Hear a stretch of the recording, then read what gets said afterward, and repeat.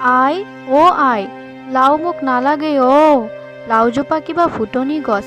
লাও ছিঙিবলৈ লওঁতেই লাওজোপাই ইনাই বিনাই কান্দিবলৈ ধৰিলে। নালাগে মোক লাও, নালাগে। মগনীয়াজনীয়ে তেনেকৈ কোৱাত সাউদনীয়ে সকলো কথা বুজি পালে আৰু লাওজোপাৰ ওচৰলৈ গৈ লাওজোপা কাটি পেলাই দিলে। লাওজোপা পেলাই দিয়া ঠাইতেই এডাল লহপহীয়া জৰাটেঙাৰ গছ হ'ল। এদিন এজন গৰখীয়াই জৰাটেঙাজোপা দেখি তাৰ খাবলৈ বৰকে মন গ'ল।